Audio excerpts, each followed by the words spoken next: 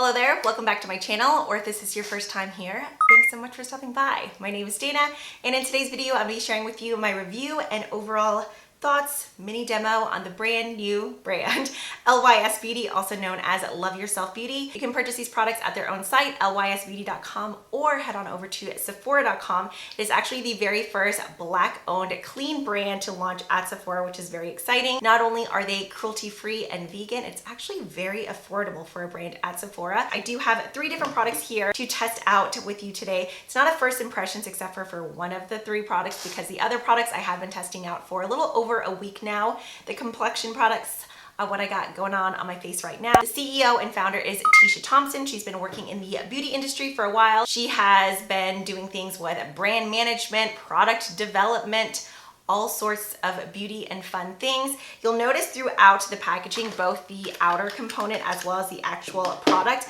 everything has this really cool triangular shape.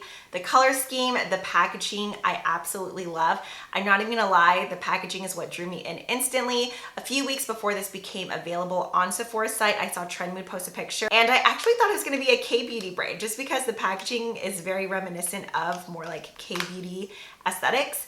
But I think she did amazing with the packaging. The visual elements in the triangle delta symbol, which represents change, an important brand pillar. Not only are we shifting the clean beauty conversation, but we want to remind our customers that at any given moment, on any given day, they can positively change the way they treat, talk to, and love themselves. So starting off with the foundation, this is the Triple Fix Serum Foundation with hyaluronic acid, which is supposed to be a hydration booster, turmeric, which is supposed to help with evening up the skin tone, think evening and brightening the skin tone.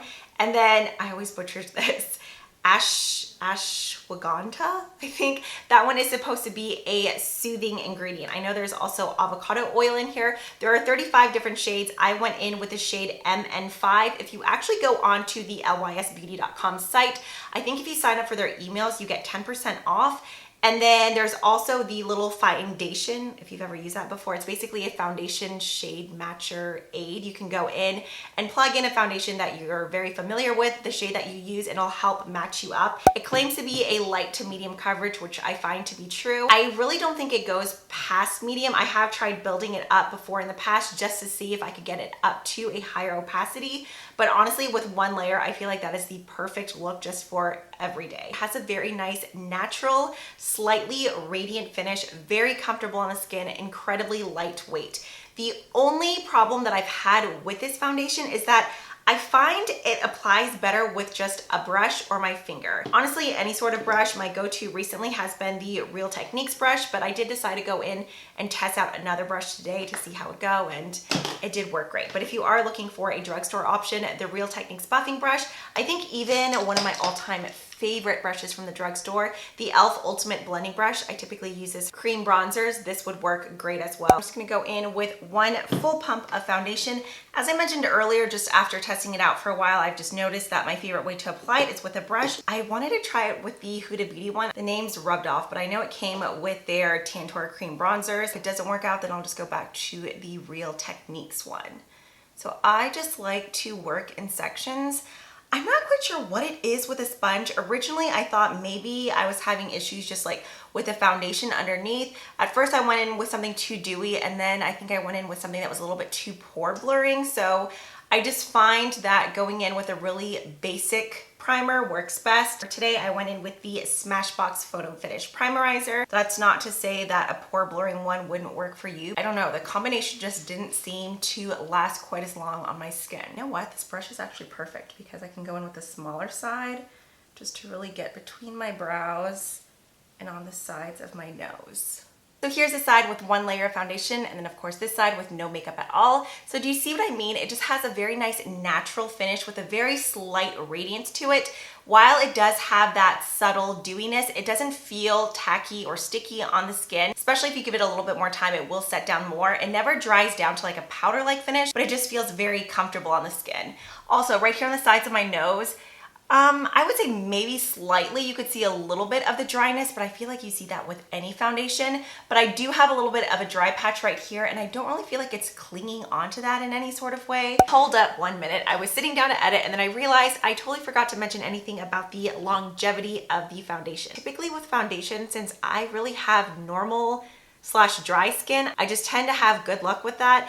If anything, the main product that tends to disappear off my face is like blush, but that's the main reason I love cream blush, because it lasts so long. With this foundation, I noticed that it did wear off much quicker than my other foundations in my collection tend to do, just right here on the lower portion of my face. Not only because of like masks and things like that, because the very first day that I wore it, I didn't go anywhere. I stayed home all day and I didn't set it with powder, just because, as I mentioned earlier, since I am more on the normal to dry side, it's very rare that I set my face with powder, with exception to like my under eyes and around my nose, sometimes my chin, and then the center of my brows. Wow, that just sounded like my whole face. But I typically don't set all over. And I really noticed that for whatever reason, it's like all the foundation just kind of disappeared right here, but in a sort of patchy way. What I've been doing whenever wearing this foundation now is just going in with a little bit of the Urban Decay All Nighter powder. I really like this. It honestly just goes on to my face looking translucent. However, that's another reason that I'm really wanting to try the Lys Beauty setting powder, because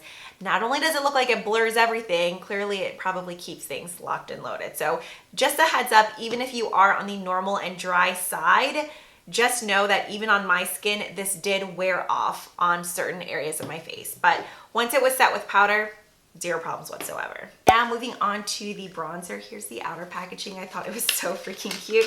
This is the No Limits matte bronzer. It retails for $18. There are 5 different shades. I went with the second to lightest shade, which is called Harmony. They describe this as a clean, buildable, velvety matte bronzer with a talc-free formula that sculpts, defines, and livens up the complexion. I love this bronzer. As soon as I saw the swatches, I knew that I would. Not only is it amazing just for an all-over bronze, it's great as an eyeshadow as well. It is so just seamless. It diffuses out beautifully. I have been using this nonstop ever since I purchased it about like a week and a half ago, whether it's on my cheeks or my eyes or both. I feel like I picked the perfect shade for my skin.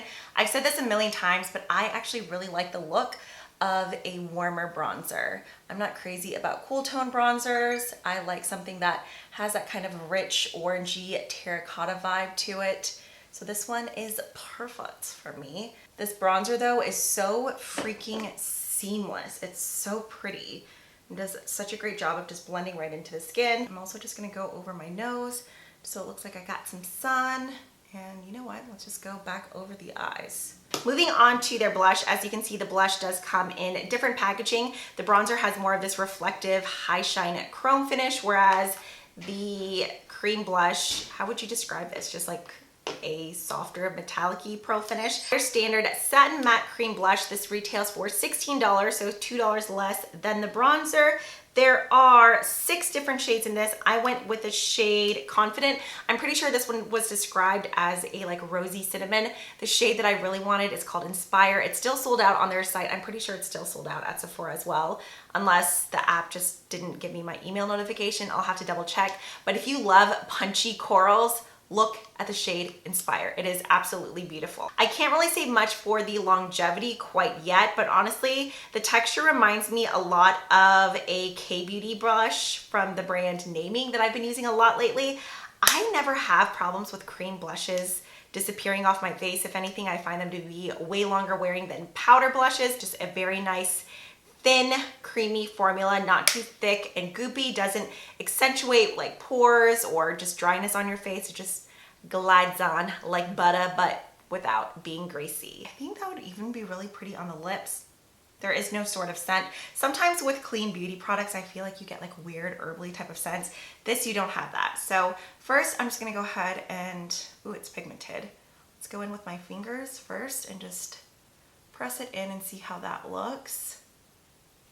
It has a really nice thin formula. Sometimes with some cream blushes, they're stiffer to where you really feel like you have to go in, squeegee it with your hands to where you end up removing all the other makeup that you have applied underneath. So this does go on nice with your fingers. There is the blush.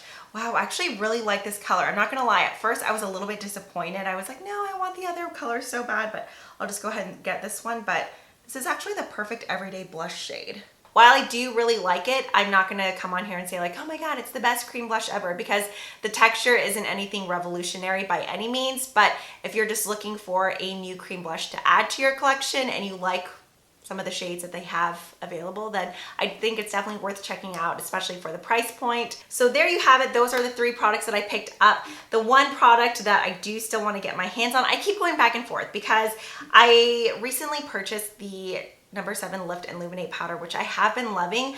But I keep seeing this triple fix translucent pressed setting powder. It comes in 4 different shades. It says it's finely milled, that it blurs the look of pores and locks makeup in place and absorbs excess oil for a natural matte finish. I saw several people using this on IG Reels, and it seriously just like blurred everything and looked incredible. So I might have to get my hands on that one as well, just because everyone looked so beautiful with it on their skin. Everything that I shared with you today, I give an A+. I've been loving it. I'll definitely continue to use it. If you have any other comments, questions, concerns, leave them down below. And that is pretty much all that I have for you today. So as always, thanks so much for hanging out. If you haven't already, I would love if you subscribe so you don't miss out on any future content. I hope you all have a great day, and I will catch you in the next one. Bye.